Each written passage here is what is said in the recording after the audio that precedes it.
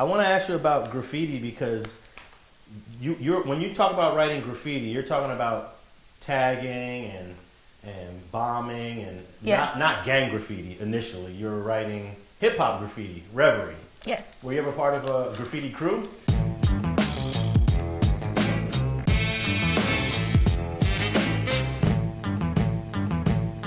I have a graffiti crew. It's called Pinup Girls, PUG. I don't really write it anymore, but that was like my crew. But it's still like me and my homegirls. We still call ourselves the Pugs, and we were like the first all-girl crew in Northeast LA. So before my crew, it was just like all guy crews, or it was guy crews that had like one girl who was like the girlfriend of the main head or something, you know, and it was just or like someone's sister, someone's brother. But then when I started doing graffiti, I was part of this other crew with my two homegirls. And then we were writing a lot. Like, I was a really bad tagger. Like, I'm talking about, like, my name was all over Highland Park. Like, if you lived in Highland Park, you were going to see my name. Whether you were walking or driving or on the bus or on the desk at school, like, I was obsessed with graffiti. Like, when I look back, it was, like, ridiculous how much I would write.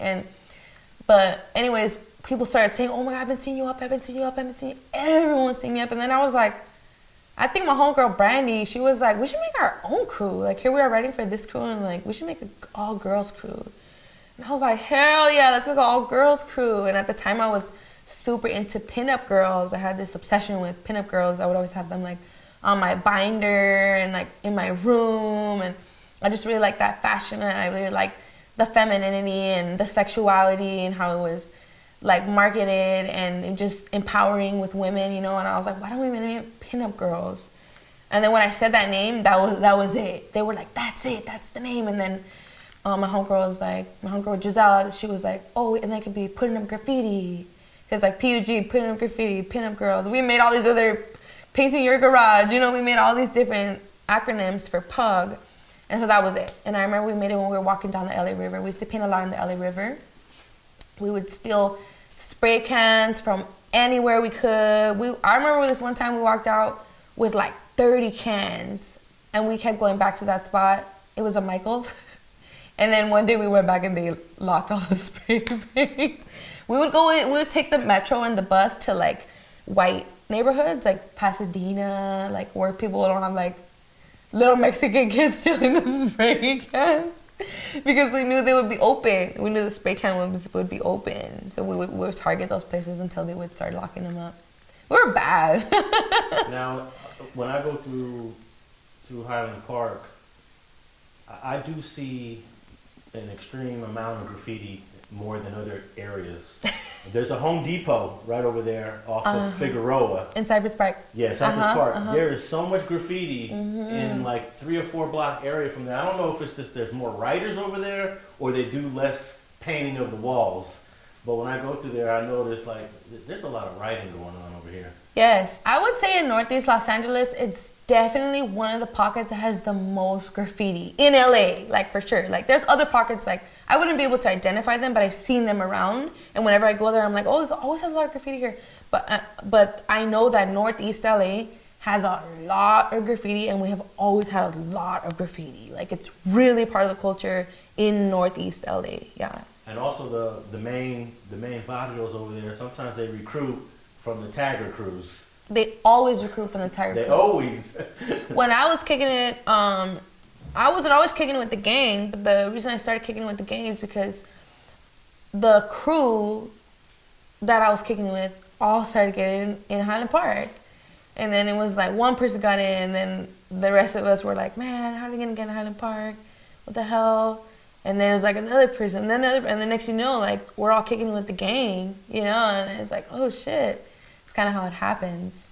And sometimes the graffiti crew becomes a clique of a gang. Sometimes. Is there ever any conflict between guys who are like, no, I just want to be a writer. I don't want to be a gang member. I don't want to join a gang. I just want to be a writer. And there's like conflict between certain people who are not willing to take that next step? I would say that it's not going to be a conflict between the gang and the crew. At least this is just for Highland Park. I'm only speaking about Highland Park. people wouldn't be like, oh, you need to get in Highland Park or raw. Like, they would never say that. But the conflict comes when it doesn't matter if you're from Highland Park or not, if we're all kicking it. Because when people come by dumping, or if you get banged on and they know you're from FTC or KC or whatever the fucking crew was that was kicking it, they're going to treat you the same like if you were in Highland Park anyway. If you're kicking it outside at the spot that we're all kicking it at, people die that are not from the gang just for being there with us, you know, and that's just how it goes. So that's where the conflict happens. It's like the affiliation. Whether you're from it or not, whether you're affiliated, you're basically from it. It doesn't matter if you're out there gang banging or not. Yeah. So that's for sure where the conflict happens.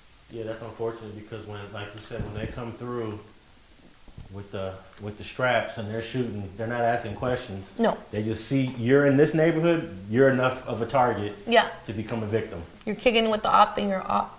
Thanks for watching StreetTV.net.